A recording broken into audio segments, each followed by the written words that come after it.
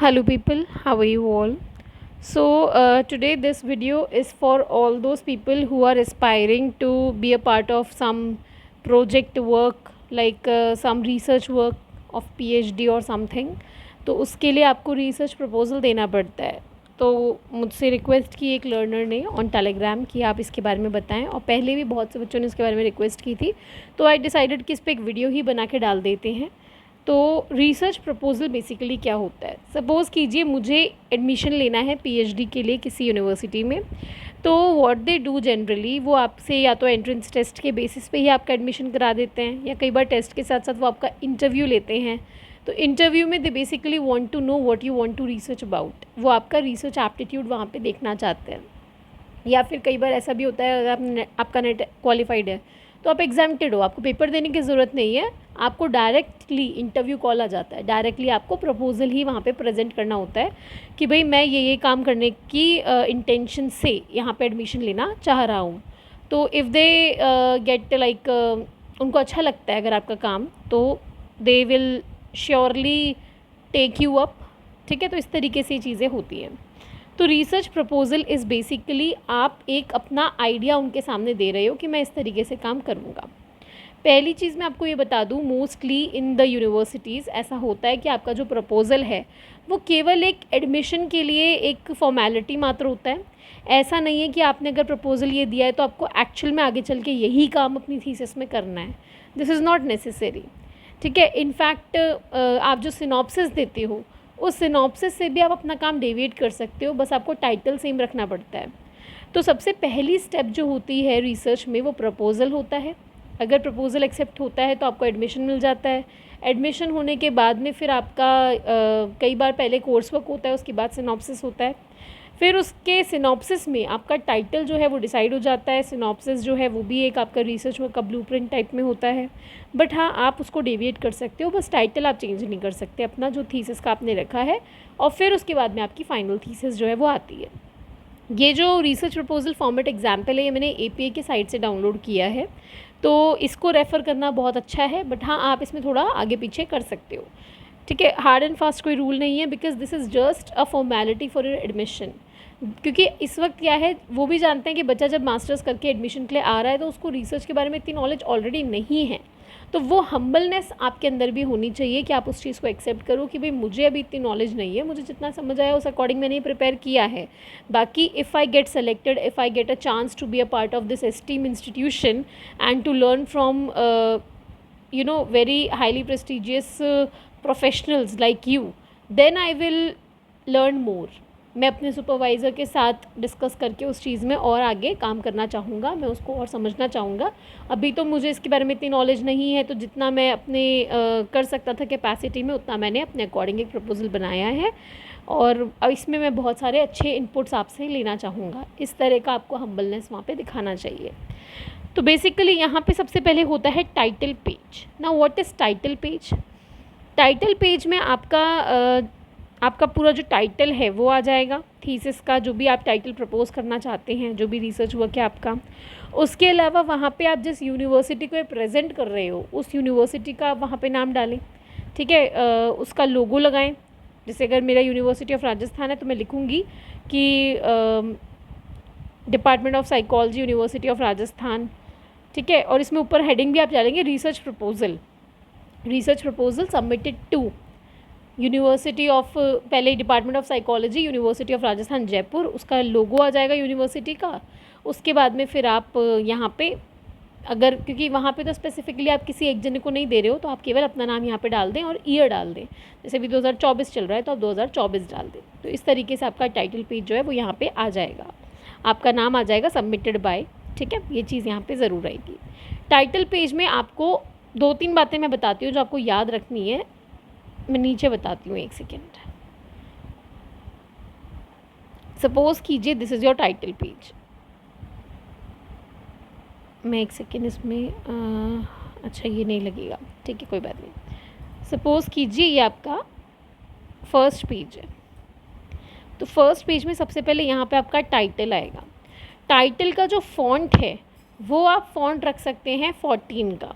ठीक है, times new Roman रखें, फ़ॉन्ट जो है टाइम्स न्यू रोमन रखें, साइज़ उसका आप 14 का रखें, ठीक है। इसको आप बोल्ड में रखें, ओके।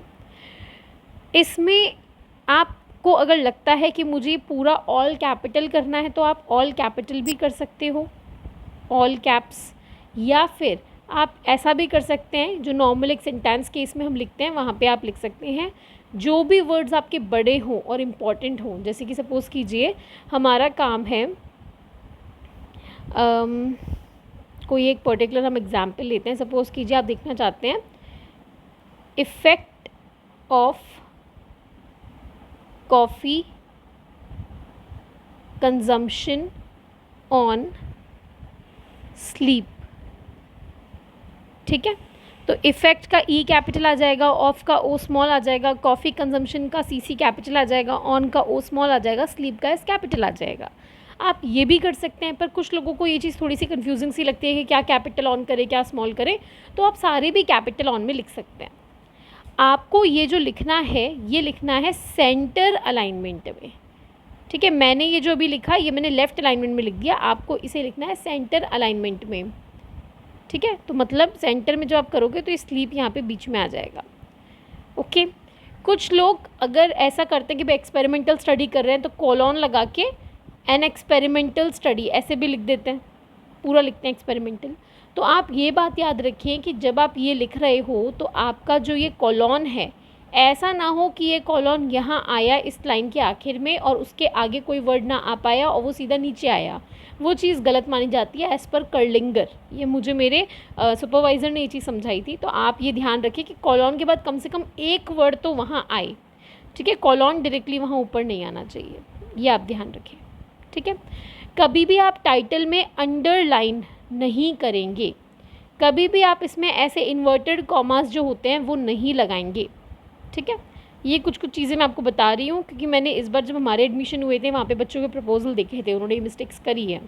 तो आप इन्वर्टेड कॉमास नहीं लगाएंगे, आप अंडरलाइन नहीं करेंगे, आपको अलाइनमेंट सेंटर रखना है, टाइम्स न्यू रोमन रखें, बोल्ड रखें और ये साइज़ आप 14 का रखें, ठीक है। ये सब आपने कर लिया, ये आपका हेडिंग आ गया। इसके बाद में आप यहाँ पे लिखेंगे अ रिसर्च प्रपोजल, ठीक है। मैं इसको रब करके लिखती हूँ। आपने यहाँ पे लिखा a research proposal submitted to department of psychology, university of Rajasthan, Jaipur, ठीक है। ये आप लिखिए। यहाँ पे फिर आप इसका लोगो जो है वो ये मुझे एग्जैक्टली याद नहीं आ रहा, आप लोगो यहाँ ऊपर लगा सकते हैं, पहले लोगो लगा दें उसके बाद नीचे ये लिख दें, ठीक है। या फिर मैं एक बार मेरा सिनॉप्सिस खुद चेक करके आपको बताती हूँ मैंने कैसे लिखा था, मुझे एग्जैक्टली अभी इस वक्त फ़िलहाल याद नहीं आ रहा। Just a moment.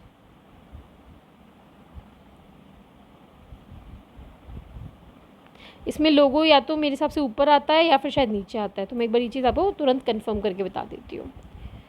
अच्छा, ये जो है ये सारा आपको लिखना है सेंटर अलाइनमेंट में, ये सारा आप लिखेंगे सेंटर अलाइनमेंट में। हाँ, लोगो ऊपर आएगा, ये लोगो पहले आएगा, लोगो के बाद में आप नीचे ये लिखेंगे, ठीक है। A research proposal submitted to, और अगर आप ये पीएचडी के लिए कर रहे हैं तो आप ये भी लिख सकते हैं a research proposal of doctorate of philosophy, मतलब पीएचडी को लिखते हैं ना, submitted to department of psychology, इस तरीके से भी आप लिख सकते हैं अगर आप पीएचडी के लिए कर रहे हैं तो, वरना आप सीधा रिसर्च प्रपोजल सबमिटेड टू भी आप कर सकते हैं। ये आपने कर दिया, लोगो आपका ऊपर आएगा, जिस भी यूनिवर्सिटी में आप अप्लाई कर रहे हो उसका लोगो आएगा ये। उसके बाद में आप नीचे फिर यहाँ पे सबमिटेड बाय अपना नाम लिख सकते हैं और यहाँ पे नीचे बिल्कुल पेज के एंड में ईयर 2024 इस तरीके से आप डाल दें, ठीक है। ये आपका टाइटल पेज हो गया। ये सारे जो हैं इनका फ़ॉन्ट आपको क्या रखना है, इनका फ़ॉन्ट आपको 12 रखना है और इनको आपको बोल्ड करने की ज़रूरत नहीं है पूरे को, आप इसमें केवल रिसर्च प्रपोजल जो वर्ड है इसको बोल्ड कर दें और department of psychology university of Rajasthan को बोल्ड कर दें, सबमिटेड बाय और अपने नेम को बोल्ड कर दें। ये आप राइट में लिखें, राइट साइड जो राइट अलाइनमेंट होता है वहाँ लिखें। 2024 को आप बोल्ड कर दें, अपने नाम को भी आप बोल्ड कर दें, सबमिटेड बाय को भी आप बोल्ड कर दें। ये सारा आप करें। ये आपका टाइटल पेज हो गया, ठीक है। टाइटल पेज के बाद आपको लिखना है इंट्रोडक्शन एंड लिटरेचर रिव्यू। ना उसी इंट्रोडक्शन में बेसिकली क्या आता है, आपको अपने जो भी आप काम कर रहे हैं उसके बारे में आपको इंट्रोडक्शन देना है। तो मैं आपको ये सजेस्ट करूँगी, अगर आप इंट्रोडक्शन लिखना चाह रहे हैं तो पहले आप जो भी आपने टॉपिक लिया है उससे रिलेटेड आप पहले रिव्यू ऑफ लिटरेचर करें। रिव्यू ऑफ लिटरेचर का मतलब आप गूगल पे डालें, गूगल स्कॉलर पे या शोध गंगा पे डालें या पबमेड या ऐसे बहुत सारे ऐसे जगह है जहाँ पे आपको पुराने लोगों के थीसिस या रिसर्च वर्क्स उनके देखने को मिलेंगे, पेपर्स देखने को मिलेंगे। वहाँ पे आप अपना टाइटल डालें तो आपको उससे रिलेटेड जो काम हो रखा है वो आपको मिलेगा, आप उसे देखें। जब आप उसे देखेंगे तो आपको समझ में आएगा उन्होंने इंट्रोडक्शन किस तरीके से लिखा है। तो सेकंड पेज जो है आपका वो इंट्रोडक्शन का है। आप यहाँ पे हेडिंग डाल दें इंट्रोडक्शन, बीच में हेडिंग बोल्ड में डालें और फॉन्ट आप वही टाइम्स न्यू रोमन रखें और 12 का ही रखें और बोल्ड में रखें। अब इंट्रोडक्शन में बेसिकली आपको बताना है आपके काम जो आप कर रहे हो, जो वेरिएबल्स हैं उनके बारे में। तो आप यहाँ पे बात कर रहे हैं कॉफ़ी कंजम्पशन का स्लीप पे क्या फ़र्क पड़ता है, तो आप यहाँ पे पहले स्लीप के बारे में बताएं, है ना, एलैबोरेट करें। अच्छा, मैं ये सजेस्ट करूँगी थोड़ा सा आप हो सके तो स्टार्टिंग में एक कैची सा कोई कि क्या बोलते हैं उसको, एक किसी ने कुछ कहा हो, कोई कोट हो ऐसा कैची सा, तो आप वहाँ से शुरुआत कर सकते हैं। उसे आप इटैलिक्स में लिखें, इटैलिक्स में इन्वर्टेड कॉमास में आप एक कोट लिख दें तो थोड़ा कैची सा आपका वर्क लगेगा। उसके बाद में आप थोड़ा सा एक पैराग्राफ कुछ लाइनों का लिखें। उसके बाद में आप हेडिंग डालें स्लीप, फिर आप स्लीप के बारे में बताएं, ठीक है। जो भी आपके वेरिएबल्स हैं उनको आप हेडिंग डाल के फिर उनके बारे में इंट्रोडक्शन लिखें तो ज़्यादा अच्छा लगता है, वो ज़्यादा समझ में आता है कि हाँ भाई स्पेसिफिकली अगर किसी को केवल उस एक पर्टिकुलर वेरिएबल को स्टडी करना हो तो वो इजीली कर सकता है। स्टार्टिंग में बस एक पैराग्राफ आप लिख दें, डायरेक्ट हेडिंग डालना अच्छा नहीं लगता, सब हेडिंग, तो आप पहले एक डाल दें पैराग्राफ। उसके बाद आप स्लीप को जो है हेडिंग है तो बोल्ड कर दें, साइज़ वही रखें 12 का। फिर आप इसके बारे में लिख दें, पैराग्राफ्स चेंज करते रहें। और यहाँ पे आपको क्या करना है, जो जो पेपर्स आपने रेफ़र किए हैं उनको पहले अलग से एक जगह कॉपी पेस्ट करके रखें, साइट करें उन्हें एपीए स्टाइल में, एपीए स्टाइल में रेफरेंसेस को लिखें और उनको यहाँ पे साइट भी करें। अगर आपको साइटेशंस वगैरह ये सब चीज़ें नहीं आती तो मुझे बताइएगा, मैं वो भी बता दूंगी, क्योंकि अभी वीडियो बहुत लंबा हो रहा है तो मैं शॉर्ट में आपको चीज़ें समझा रही हूँ। अगर आपको लगता है आपको इस पर क्लास चाहिए और अच्छे से आपको देखना है काम कैसा होता है तो मैं आपको लाइव क्लास में करके भी बता सकती हूँ पूरा। तो आप मुझे बता दीजिएगा, कमेंट कर दीजिएगा, तो मैं एक दिन आपको ये भी करवा दूँगी। अभी फ़िलहाल जिस बच्चे ने मुझसे रिक्वेस्ट की उसको परसों ही शायद सबमिट करना है, तो इसलिए मैं जल्दी से एक वीडियो बना के डाल रही हूँ ताकि उसका काम हो जाए। बाकी अगर आप लोग को चाहिए इन डिटेल बहुत अच्छे से आपको समझना है तो मैं आपको वक्त निकाल के लाइव में एक दिन क्लास इसकी करवा दूँगी। तो आपने स्लीप बताया, फिर आपने कॉफ़ी के बारे में बताया, कॉफ़ी कंजम्पशन, फिर आपने बताया effect of coffee on sleep. तो ऐसे करके जो भी है आप उनको अच्छे से करें, बहुत ज़्यादा लंबा ना करें क्योंकि ये केवल एक प्रपोजल है। तो मैं कहूँगी 3 पेजेस बहुत है, 3 पेजेस आर सफिशिएंट। इसमें आप क्या डालेंगे तो देखिए, इसमें आपको बताना है कि बेसिकली आप क्या स्टडी करना चाह रहे हैं, ठीक है, और जो भी आपके टॉपिक्स हैं उसके बारे में आप डालें और फिर आप बाद में हेडिंग डालें लिटरेचर रिव्यू या रिव्यू ऑफ लिटरेचर। इसमें आप इससे पहले जिन लोगों ने काम किया उसके बारे में बताएं। कोशिश करें बहुत पुरानी स्टडीज़ ना बताएं, लेटेस्ट स्टडीज़ को बताएं। तो गूगल स्कॉलर पे एक फ़िल्टर आता है जहाँ पे आप एनी टाइम के बजाय ईयर डाल दें। तो ईयर में कहूँगी अभी 2024 चल रहा है तो आप 2020 ले लें, 2018 ले लें, उसके बाद के काम आप देखें। तो रिव्यू ऑफ लिटरेचर आप करें, उनको शॉर्ट में पैराग्राफ वाइज बताएंगे तो ज़्यादा अच्छा लगेगा। कुछ लोग टेबुलर फॉर्म में प्रेजेंट करते हैं बट थीसिस में आप मोस्टली पैराग्राफ में करते, तो यहाँ भी पैराग्राफ में करिए। हर पैरा में आप बताइए कि ऑथर्स जो थे उन्होंने कौन से ईयर में किया। तो पहले आप उनका ऑथर का नाम डालेंगे, जिस सपोज़ कीजिए कार एट अल। अगर 3 या 3 से ज़्यादा ऑथर्स होते हैं तो हम @अल लिख देते हैं, केवल फर्स्ट ऑथर का नाम लिखते हैं, फिर कॉमा ला के @अल लिख देते हैं और ब्रैकेट में ईयर। 2018 में उन्होंने काम किया तो 2018 लिख देंगे। फिर इसके आगे उन्होंने क्या काम किया, तो दे एम्ड टू स्टडी, ऐसे करके आप उनका लिख दें। फिर दे फाउंड आउट, उन्होंने क्या फाउंड आउट किया। तो ऐसे करके एक एक पैराग्राफ में आप स्टडीज़ डालें। हर साल की कम से कम 1-1, 2-2 स्टडी आप डाल दें, है ना। तो मैं कहूँगी लिटरेचर रिव्यू बहुत ज़्यादा नहीं, तो कोशिश करें कि आप कम से कम 10 से 15 स्टडीज़ तो कम से कम आप डालें। अच्छा, इसमें अब 2 तरीके होते हैं, कुछ लोग तो नॉर्मली कर देते हैं, कुछ लोग वेरिएबल वाइज करते हैं। कुछ लोग केवल स्लीप का पहले अलग से लिख देंगे, फिर कॉफ़ी का अलग से लिख देंगे, तो वो आपकी मर्ज़ी है, आप अलग अलग वेरिएबल पे अलग अलग डालना चाहते हो या एक साथ डालना चाहते हो, वो आपकी मर्ज़ी है। तो यहाँ पे बेसिकली आपको ये सब करना है। ये करने के बाद में फिर आपको डालना है आपका नेक्स्ट ये statement of the purpose of your research study and research question. तो पहले आप क्वेश्चंस डालें। अच्छा, इससे पहले आपको रिसर्च गैप्स बतानी है, ठीक है। आपको अब तक बताना है कि अब तक ये जो काम हो रखा है, तो फिर आप ये काम क्यों करना चाह रहे हो, आपकी स्टडी का क्या राशनल है। क्योंकि दूसरों का आप पहले गैप बताएं कि भाई लोगों ने ये काम किया है, बट इस पर्टिकुलर चीज़ में इस चीज़ की कमी है, ये उन्होंने स्टडी नहीं किया जिसको मैं स्टडी करना चाहता हूँ, या इन्होंने स्टडी किया पर एक पर्टिकुलर एज ग्रुप पे किया, मैं दूसरे एज ग्रुप पे करना चाहता हूँ। ये आप वहाँ पे डालें, रिसर्च गैप आप वहाँ पे बताएं। गैप बताने के बाद में फिर आप अपनी स्टडी का जो भी रिसर्च क्वेश्चन है वो बताएं, जैसे what is the effect of coffee on sleep, ऐसे। फिर आप उसका पर्पस बताएं। तो पर्पस में बेसिकली जो प्रॉब्लम होती है उसी को टू स्टडी द करके लिख देते हैं। ये मैंने आपको चैप्टर 3 अपनी यूनिट जो 2 है वो पढ़ाई थी जब, उस वक्त मैंने आपको ये सब बताया, हाइपोथेसिस, वेरिएबल एंड एवरीथिंग मैंने आपको उस वक्त बताई है, तो ये चीज़ आपको आती है। इसके बाद में अगर आपका एक्सपेरिमेंटल स्टडी है तो आप वहाँ पे हाइपोथेसिस भी बताएंगे, वेरिएबल्स भी बताएंगे, तो वो आप बताएं। इसके बाद में नेक्स्ट आपका मेथोडोलॉजी आएगा। इसमें आपको सबसे पहले डिज़ाइंस बताने हैं। तो डिज़ाइन में आपको बताना है आपकी स्टडी कैसी है, क्वालिटेटिव, क्वांटिटेटिव या मिक्स्ड क्या है। फिर आप क्या कर रहे हो, pre test, post test design, quasi, जो भी आपका है।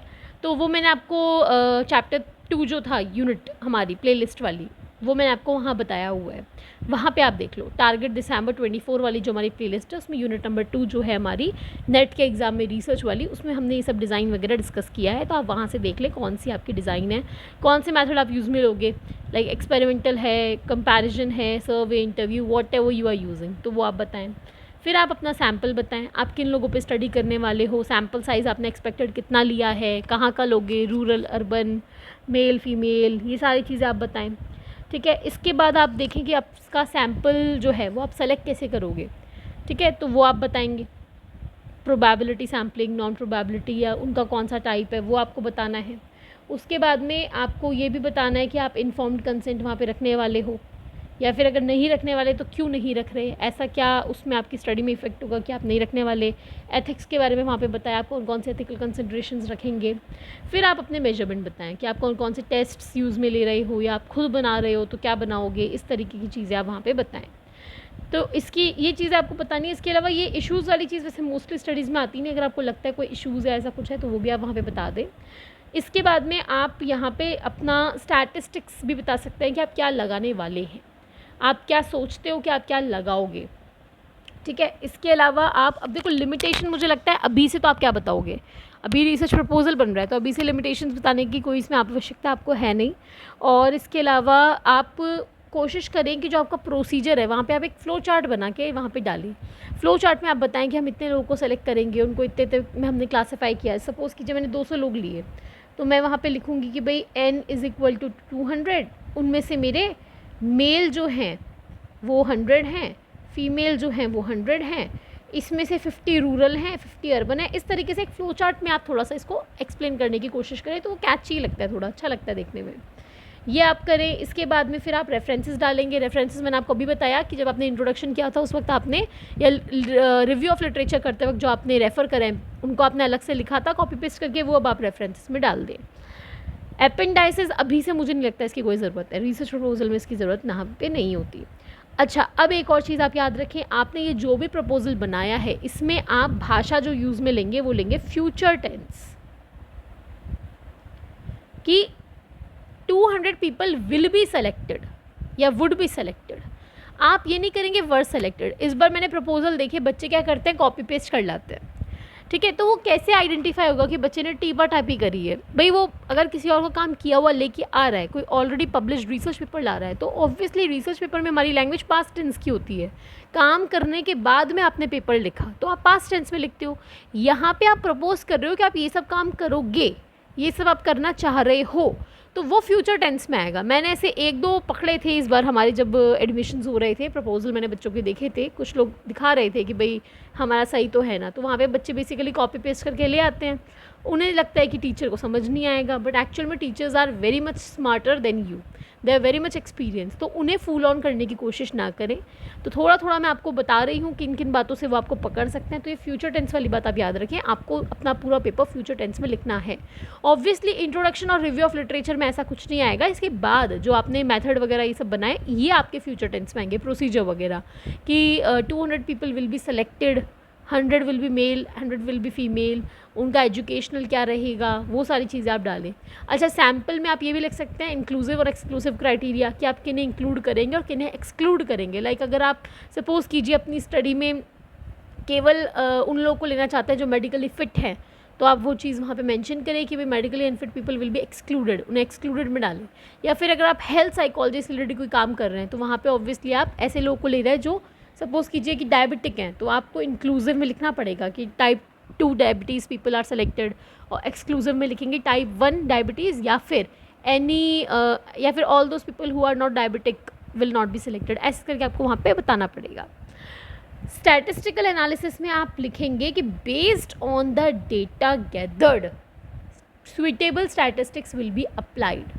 डेटा जो मिलेगा उसके बेसिस पे आप स्टैटिस्टिक्स लगाओगे। आप कैसे बता दोगे अभी से कि मैं पैरामेट्रिक लगाऊंगा कि नॉन पैरामेट्रिक, वो तो डिपेंड करता है ना मेरे डेटा पे। तो आप वो लिखेंगे based on the suitable, based on the data that will be gathered, suitable statistics will be applied. For example, if the data is fulfilling the criteria of parametric statistics, then t-test और ANOVA या जो भी आप लगा रहे हैं will be used, and if it does not fulfill the criteria then its non-parametric equivalent will be used। तो वो चीज़ आपको लिखनी है। ये कुछ चीज़ें ऐसी मैंने आपको बताई हैं जिससे कि आपका जो भी चेक करने वाला है उसको लगेगा हाँ इसको थोड़ा बहुत ज्ञान तो है, बिल्कुल नौसिखिया तो नहीं है। मैंने आपको ऐसी बातें बताई हैं क्योंकि जब मैंने खुद ने, हमारे तो खैर प्रपोजल उस टाइम पे नहीं बना था, पर जब मैंने सिनॉप्सिस बनाया तो आज मैं देखती हूँ तो मुझे समझ में आता है कि वो बहुत ही मतलब लेम था। उस वक्त हमें कुछ नहीं आता था। मेरी पीएचडी स्टार्ट करने के शायद 1 साल तक मुझे कुछ भी एज सच नहीं आता था, उसके बाद मैंने सीखना स्टार्ट किया है। तो अभी आज के टाइम पे भी मैं ये नहीं कहूँगी मुझे सब कुछ आता है, बट हाँ जितना मुझे आता है उतना मैंने आपको एक जस्ट उसका आपको बता दिया कि क्या क्या गलतियाँ आप करोगे, क्या क्या आप गलतियाँ आप कर सकते हो, तो वो आप ना करो। मैंने आपको पहले उसके बारे में आपको एडवाइस कर दिया कि ये चीज़ें, ये गलतियाँ आप ना करें। एक और बात अब आपको याद रखनी है, आपका जो प्रपोज़ल होगा बहुत ज़्यादा लंबा ना बनाए। मेरा ये मानना है 5 पेजेस से लेकर के 7 पेजेस बहुत होते हैं, 7 पेजेस भी बहुत ज़्यादा होते हैं। अगर आपकी यूनिवर्सिटी ने खुद ने आपको कोई गाइडलाइन दी है, कोई फॉर्मेट दिया है, तब तो आप उसी को फॉलो करें, इसको ना करें। अगर उन्होंने नहीं दिया तो आप इस फॉर्मेट को फॉलो कर सकते हैं। ये एपीए का दिया हुआ फॉर्मेट है, बट हाँ ऐसा नहीं है कि स्ट्रिक्टली इसे ही फॉलो करना है। कुछ चीज़ें बैठती हो तो करो, नहीं बैठती तो मत करो। मेन चीज़ें यही होती है आपकी मेथोडोलॉजी वगैरह, तो वो आप ध्यान रखें। इंट्रोडक्शन बहुत लंबा ना करें, वहाँ पे वो लोग आपका प्रपोजल देखेंगे केवल, तो इतना लंबा उसको ना बना के लेके जाएँ, मोटा ना बना के लेके जाएँ। अच्छा, एक और बात, आपका पूरा जो प्रपोजल होगा वो सेंटर नहीं, जस्टिफाई अलाइनमेंट में होगा।